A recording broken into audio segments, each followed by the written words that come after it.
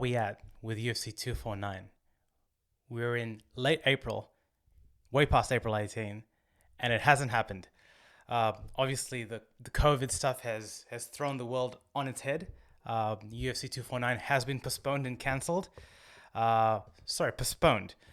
It's looking like May 9th is the new date moving forward. So before I get into Gaethje and Ferguson, which is an amazing fight, and probably, if you were to think on pure entertainment value, I think the more entertaining fight than Tony versus Khabib.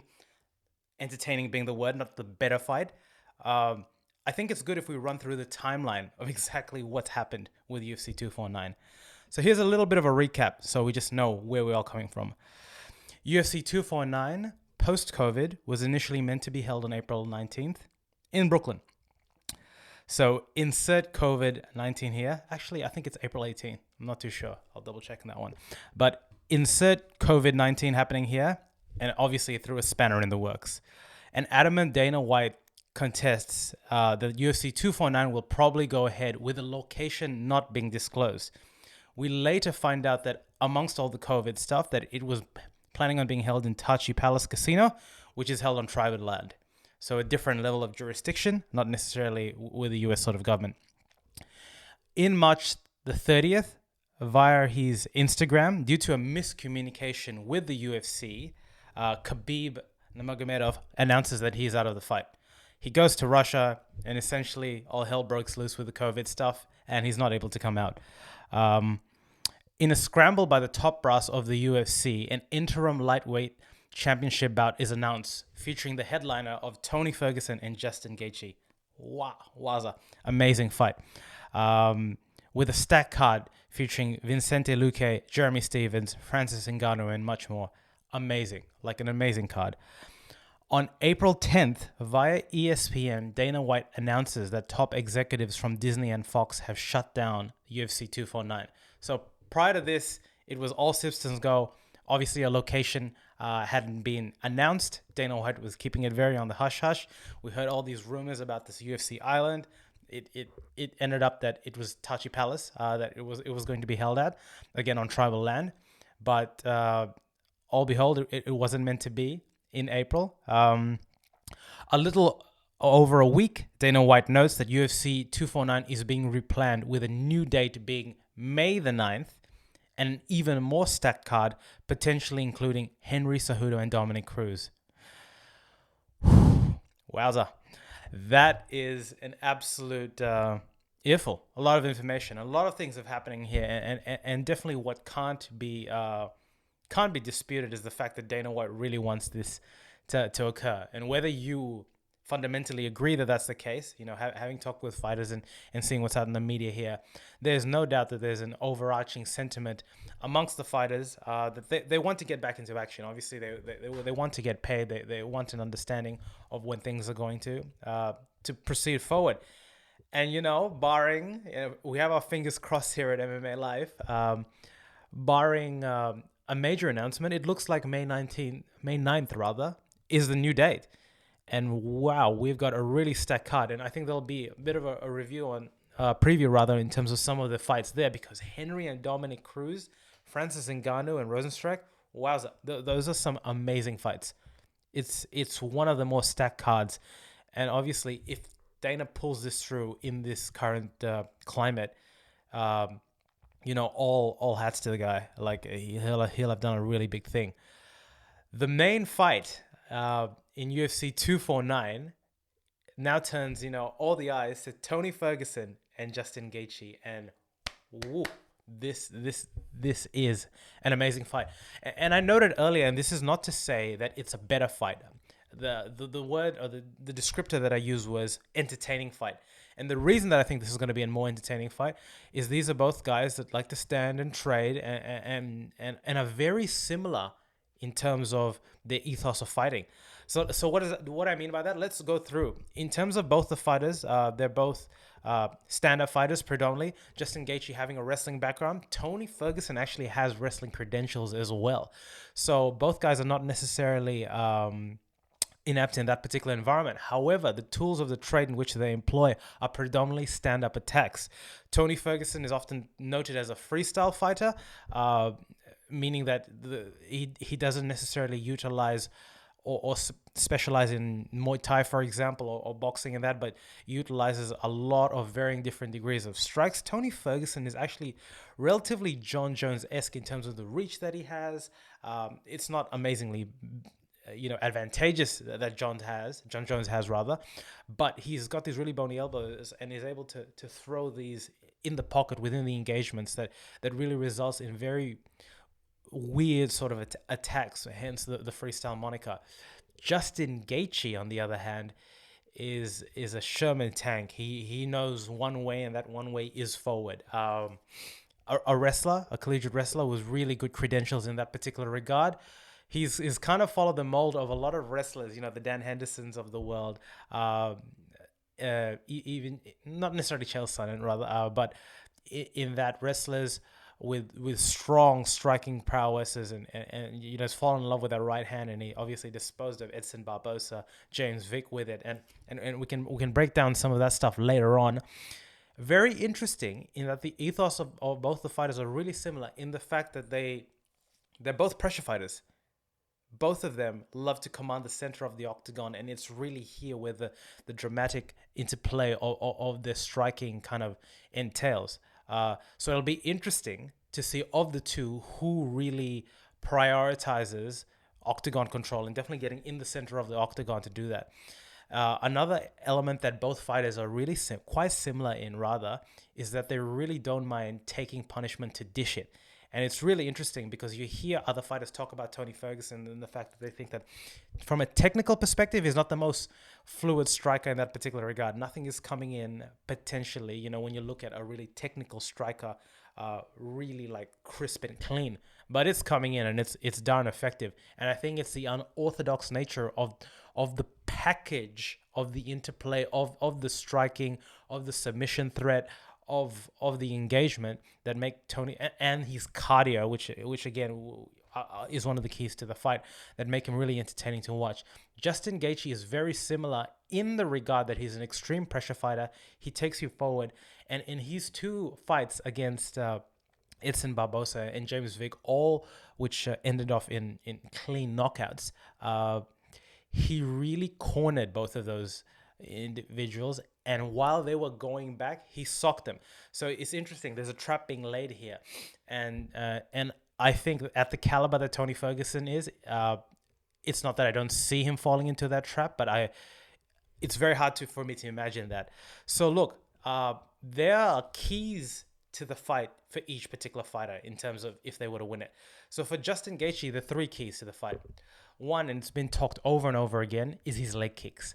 Justin Gaethje, as a concept, hits like a Mack truck, but his leg kicks are amongst the best, if not the best, in the lightweight division. And the thing about leg kicks is, we all know that in terms of kinetic energy for the punches, they all come from the leg downwards, right?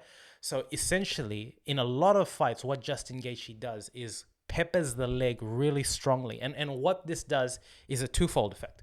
One is it initiates obviously strong damage, and in some of the fights, the Dustin Poirier fight, for example, it can really compromise the movement of an individual.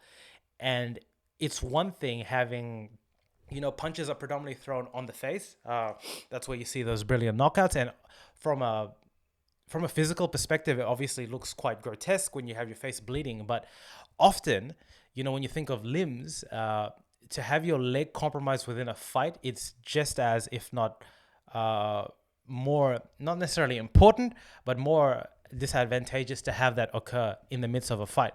So it'll be really interesting to see what level of that. There's no doubt that he's going to throw it, whether these are going to be checked by Tony, whether Tony's going to avoid it. But if Justin Gaethje comes with a strong bout of leg attacks, then what he does is he tends to get individuals focusing on the leg attacks, focusing on checking, then he goes to the top. And we saw that with Edson, we saw that with James Vick, in that they were so worried about the leg attacks, which are powerful. Again, this guy hits like a Mack truck, both with his punches and his kicks, that they forget about the top. And this is where Justin Gaethje comes with those hooks, with those straights, and it's game over. He's amongst the hardest hitters at that sort of division. The other thing is the feints. And it's really interesting, and it's predominantly when you see him throwing the leg kicks. But Justin throws a lot of very orthodox feints, by the way. What's an unorthodox feint? I don't know, but I guess what I'm saying is, it's not out of this world. It's not Israel Adesanya level of feinting. They're quite orthodox in that particular regard, but they're very effective. And the thing about the feints is Tony Ferguson is a guy that's always moving. He can go from orthodox to southpaw, and he consistently does that to give his opponents a different look. Likewise, the big key for both fighters in this particular fight is respect, garnering the respect from a power perspective. For example, if Gaethje hits Tony early, is he going to be able to absorb it? If Tony peppers Gaethje early, will he be able to absorb that level thing? And the other thing is the movement. Who commands the center of the octagon? It's really a power play. Who prefaces taking that damage early, and who really needs it to initiate their level of a game plan? What is the game plan coming for both of these fighters? It'll be really important. And for Gaethje, I think he really needs to keep Tony Ferguson in line and in check, and feints are one way to do that there. The third and the last is taking the center of the octagon and cornering Tony Ferguson. And again, I keep referencing the fight between Edson Barbosa and James Vick. He did this as a masterstroke, and it was almost the same way. What happened is Edson Barbosa, as he was retracting, his footwork wasn't in the right place, and Justin caught him.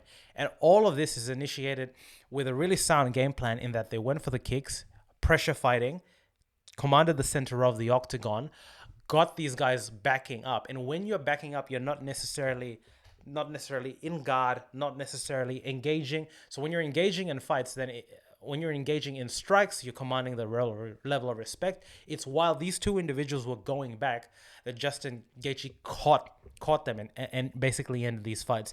So it's very interesting, because I have no doubt that if I were him, I'd try to initiate some level of a game plan there, because he's used it to strong effect with UFC caliber fighters. Here's the interesting thing about Gaethje, right? He has a very strong record. His two losses are to studs, Eddie Alvarez and Dustin Poirier. And both those two losses are when it went over 3 rounds. So he said it himself. He's now got an extended camp. But if he finish, his best chance of winning is within the first 3 rounds. Because as it gets longer, that's Tony Ferguson world. That's where his cardio kicks in and he becomes a different sort of animal. And again, we've seen it with a fight against Dustin Poirier, which he was winning, by the way. I think what happens with Gaethje is, as he starts absorbing strikes over time, and this is where the ability to take punishment and dish it back is really important, because you got to gain the respect of Justin Gaethje, because he knows he hits like a Mack truck. And we know that Tony Ferguson, while not necessarily possessing the same power, his diversity of attack and the fact that he can constantly touch you up is really where his advantage kind of lays in that particular regard. So that'll be really interesting. From the Justin Gaethje camp, what we've been hearing is that he's had a magnitude of training partners of really high caliber come in. So you have Beneil Dariush, an amazing lightweight competitor in his own right. Neil Magny, which I think is interesting, because in my mind, when I think about Neil Magny and the last fight that Magny had and how amazing he looked, he kind of represents the body type that Tony Ferguson is, a poor man's Tony Ferguson, in terms of the range, the rangy jab. I think it's really interesting that he brought him in. And Drew Dober, a really solid sort of lightweight. So he's getting real different looks of, we're talking top 10 to 15 lightweights and even welterweights there, obviously, with Neil Magny being there. So look, that's Gaethje. And there's no doubt that in any particular time, he can win the fight. He's got earth-shattering power that can end the fight there. His tools are not as his repertoire rather is not as wide as Tony Ferguson. And look, let's look at the keys for the fight for Tony Ferguson. Well, here's the thing. From a tail of the tape perspective, Tony Ferguson is the longer fighter. So really, from his perspective, he needs to establish that jab pretty early and fight long. There is no reason for him to go in the pocket early. I believe that if he gets it past this 3rd round, that's when he should start initiating and engaging in the pocket. But here's the thing with Tony Ferguson. He's a bit of a madman. So I do anticipate, speckles of in the pocket action to occur over there. So for him, establishing the jab pretty early, picking apart Justin Gaethje, and just flooring his center of gravity to ensure that he doesn't have that upward momentum when he's throwing those real haymakers and fight-ending punches. Tony Ferguson really needs to touch him and touch him consistently. And he's done this time and time again. The thing about Tony Ferguson, when you look at his record, obviously he's in a 12-fight winning streak. You just need to look at the last guys that he's versed, how bloody they've been. I mean, Cowboy Cerrone literally got torched. Like, his eye was a bloody balloon at the end of it. And that's because Tony Ferguson, it's not that he doesn't have fight-ending power, but he will touch you. It's almost like the Nate Diaz effect in terms of pow, pow, pow. But I do believe that he punches with a little more venom in that particular regard. So that's going to be really important. So yeah, secondly, to avoid the in-the-pocket exchanges early being the thing. You don't necessarily want to get with that in-the-pocket stuff with Gaethje, because Gaethje and Tony are the same in the regard of willing to take a punch to give another punch. But here's the thing.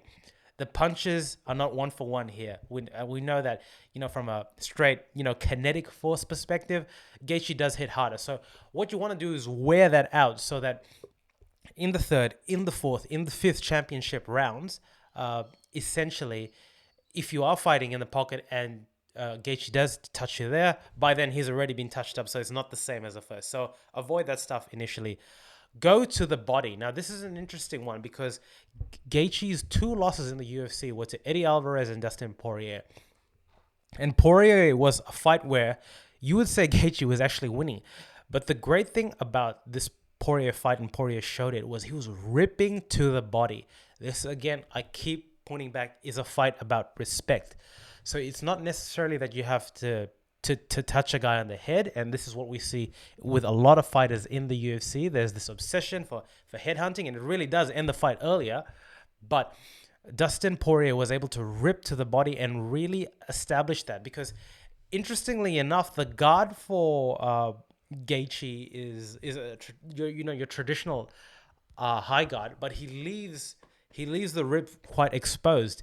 And essentially there, with the diversity of strikes that you have, I could see Tony going for like an uppercut in the ribs and ending with that. And that's a fight ender. We've seen Leon Edwards use that to really strong effect. So interesting that there's in the pocket exchanges can really offer some diversity in striking. And I think the body, you just need to look at his 2 losses there. Push the pace over 5 rounds is the last key to the fight for Tony Ferguson. And here's the thing. Between the 2 guys, Tony Ferguson has cardio for days. I mean, that's what he's known for, right? So if he pushes that pace onto championship rounds, I don't see Gaethje winning in that particular regard. Again, his 2 losses are when he goes for 4 rounds and over. And if Tony is able to survive that initial barrage early, I just think that what's going to happen with Gaethje is he's going to be there. You might not necessarily finish him, but the attacks are just not going to come with vigor. Tony might be able to see it coming. And depending on how much damage he's given Justin over a while, it actually opens up opportunities to finish with potential, submissions later down the track. So it's really sort of interesting. And a lot of what I've said is predicated upon the fact that both these guys engage in a stand-up battle. Interestingly enough, they have good wrestling credentials. And there's a part of me that thinks that it might go to the ground. And I see more Tony initiating that level of engagement than Justin, just because I haven't seen in his UFC journey so far Justin engage to proactively. I could be wrong, but I can't remember him try to take someone to the ground. And I think essentially both these guys really do enjoy the stand-up sort of wars. So look, here's my prediction. My prediction is it goes 5 rounds. It goes the tape, and Tony beats up Gaethje. I don't think it's going to be a clear-cut win in the sense I see it. Sorry, I see it going unanimously to Tony, but I see Justin making it a good level of a scrap. But just Tony's superior cardio, superior diversity in sort of striking, helping him and taking him all the way through. Wow, there's a lot there. And I guess the thing is, this is a really exciting fight. Tony Ferguson recently made weight for the April 18th UFC 249 card. A bit of a flex from his end, just to get into the mindset of Justin Gaethje. Whether you agree that that's a smart thing to do is another thing. But there's no doubt that these guys are coming to scrap. And if there was any fight you'd want to see, that when Justin Gaethje, puts the gloves on, it's going to be a rock'em sock'em affair. And, Tony Ferguson is a beast in his own particular regard. So it's going to be an exciting fight. There's going to be a bit of an analysis about the rest of the card, especially that Cejudo Cruz fight. Woo! That's like fire. That's like fuego, that one too. Amazing. I really hope that UFC starts putting out some trailer vids for this card because it definitely deserves it. As at today, the day of recording, which is the 25th of April, what's happening is the UFC have put it up on their Instagram, so it's all forward momentum for these guys until it gets stopped, which, fingers crossed it doesn't. What do you think, guys? What do you think about the card? What do you think about Gaethje versus Ferguson? Who do you think will win? Leave your comments below, and please subscribe to the channel. Show us some love, give us some support, and talk soon. Peace.